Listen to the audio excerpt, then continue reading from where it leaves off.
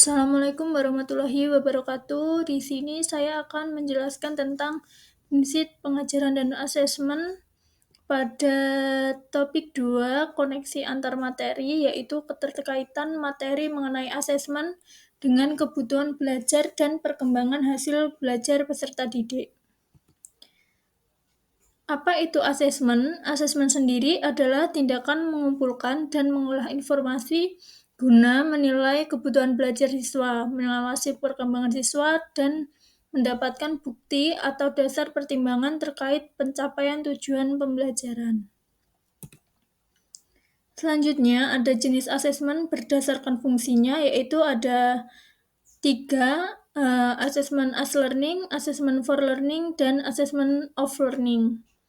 Yang pertama yaitu asesmen as learning sendiri itu dilaksanakan pada saat pembelajaran melibatkan siswa secara aktif dalam kegiatan penilaian agar mereka mengetahui apa yang harus diperbaiki. Contohnya yaitu penilaian diri dan penilaian oleh teman sejawat. Lalu yang kedua, Assessment for learning yaitu asesmen yang dilakukan pada saat pembelajaran sedang berlangsung untuk memperbaiki kualitas proses belajar dan mengajar. Contohnya yaitu kuis, presentasi, atau tugas. Yang ketiga yaitu assessment of learning. Asesmen ini dilaksanakan di akhir proses pembelajaran untuk mengukur capaian belajar atau hasil siswa setelah mengikuti proses pembelajaran. Contohnya ada ulangan harian, ada PTS atau PAT. Selanjutnya yaitu jenis asesmen berdasarkan waktu pembelajaran. Itu ada 3, yaitu asesmen awal, lalu yang kedua asesmen formatif, yang ketiga ada asesmen sumatif.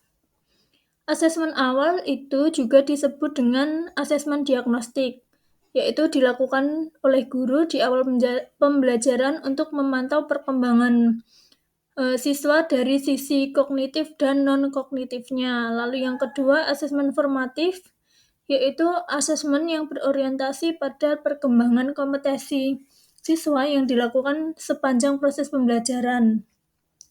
Lalu yang terakhir asesmen sumatif, yaitu asesmen yang bertujuan untuk menilai pencapaian tujuan pembelajaran siswa secara keseluruhan yang dilakukan pada akhir proses pembelajaran. Lalu yang selanjutnya yaitu keterkaitan asesmen dengan kebutuhan belajar dan perkembangan hasil belajar peserta didik. Yang pertama yaitu memetakan kebutuhan belajar, yaitu mengidentifikasi kebutuhan individu siswa, memungkinkan penyusunan kurikulum yang sesuai, menyesuaikan metode pengajaran untuk efektivitas yang lebih baik. Lalu yang kedua, memonitor perkembangan hasil belajar peserta didik, yaitu mengukur kemajuan dalam mencapai tujuan pembelajaran, memberikan umpan balik kepada peserta didik dan guru, membantu merancang perbaikan pembelajaran, dan membantu merancang pengayaan bagi peserta didik. Lalu yang terakhir yaitu memberikan umpan balik kepada peserta didik.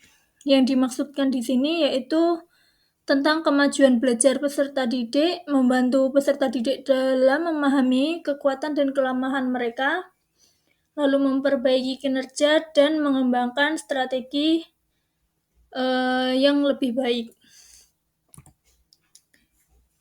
Lalu yang terakhir yaitu kesimpulan. Untuk mencapai pendidikan yang efektif, asesmen harus digunakan secara bijaksana, berfokus pada perkembangan peserta didik, dan selaras dengan tujuan pembelajaran. Keselarasan antara asesmen, kebutuhan belajar, dan perkembangan hasil belajar peserta didik sangat penting untuk menciptakan lingkungan pembelajaran yang mendukung pertumbuhan dan prestasi dari peserta didik.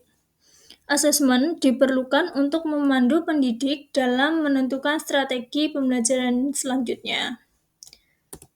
Sekian presentasi dari saya. Wassalamualaikum warahmatullahi wabarakatuh.